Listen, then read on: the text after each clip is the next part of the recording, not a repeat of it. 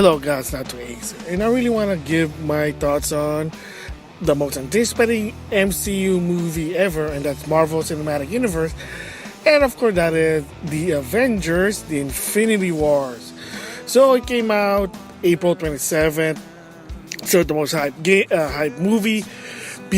10 years of Marvel, 18 movies that interconnect, kind of give you the hints that preludes to the Infinity War. So basically the question is, what I think about it? Of course, I'm going to say it's a freaking awesome movie. So anybody who's a Marvel fan who loves the Marvel Cinematic Universe, you should really watch this. I mean, no duh. Of course you're going to watch it. I mean, if you're DC, you should give it a chance because it is good. The story's good. Character build-up, the setup, it's everything is good. That it made Justice League the movie needs more work. I'm just gonna say that. So basically, what I'm gonna do is it's gonna be two versions. First, this one's gonna give my general thoughts, spoiler-free, because I know a lot of people probably either they still don't want to watch it, they're thinking about it, or they just don't have the time. So this is gonna be the spoiler-free version. And then later on, I'm going to give my thoughts on a spoiler version, which, oh boy, there's a lot of things I want to give my thoughts on, like insane about it. But I'm going to give the score about it on that one, my whole score, because unfortunately, in order to give my real score and my reason, there'll be a lot of spoiler there. So with that, this one's going to be a spoiler-free. So of course, this one's already been, if you watch the previous movies, especially watching the end credit, a lot of them are just like, has really nothing, it's just like, just funny joke. But there are some that kind of gives you a hint of what's gonna happen. So one of the hints there is, and of course, if you watch, and again, this is gonna be spoiler free for the Infinity War, but not the other movie, because if you have not watched the other movie yet, sorry. So that part, I have to reveal something a little bit that preludes to the Infinity War. So in the end of Thor Ragnarok, which is the third movie, you see Thor and the people of Asgard on a ship. And then all suddenly, you see that big ship.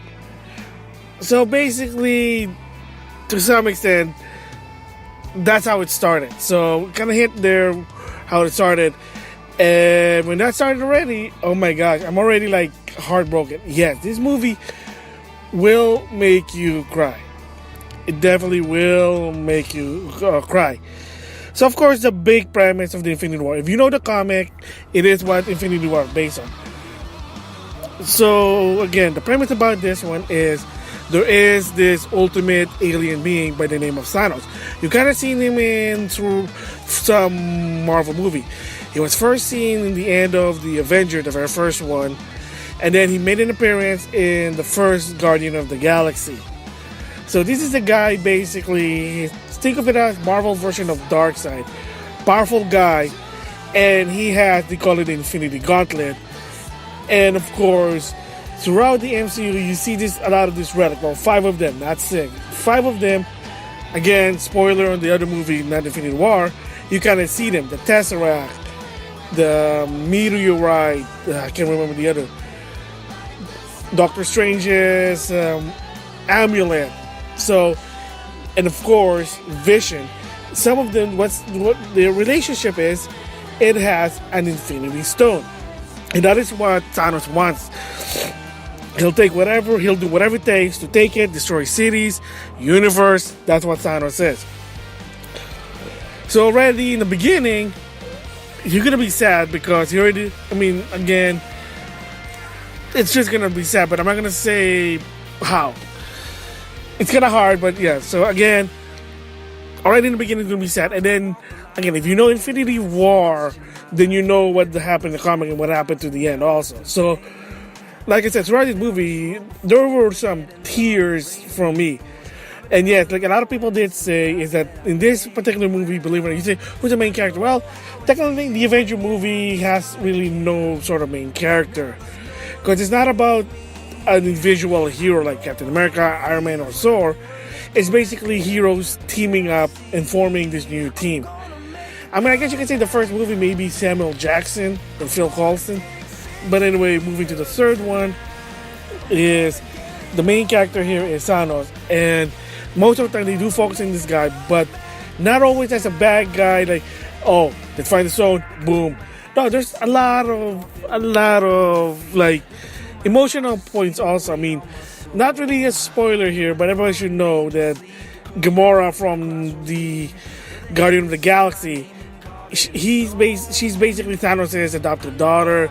They're gonna show how that happened, but that's really not some sort of a spoiler. It's like Gamora basically kind of mentioned it in her movie, Guardian of the Galaxy.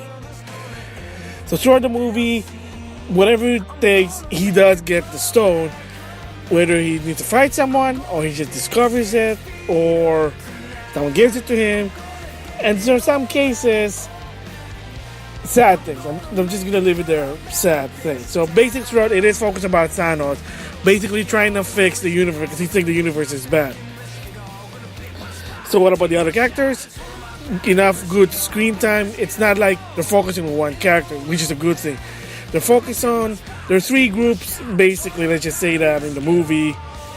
I'm not going to say who and who, but they have their own, let's just say their own goal to stop Thanos. And of course, again, most common thing about this, think of it, this movie is sort of the Empire Strikes Back type of thing, which is, well, again, if you know the Infinity War, you know what happened in the end. But again, each of the characters did have enough time to say, oh, they did their part. And some of them, it kind of make me sad. Again, it's kind of hard to basically explain it, giving my thoughts without spoiling, but I'm trying my best. But my thoughts about it is it was beautiful. It worked. So there's actually the balance of characters time there. Like Black Panther's time, boom, he did what he's supposed to do. Spider-Man, Thor, Guardian of the Galaxy, Doctor Strange, they had their own mission to stop the bad guy. Did or did not, that's a different story there. Alright, so like I said, trying to spoil it for you, but what I think about the movie, and like I said, it's excellent. I mean, I would give it a score really.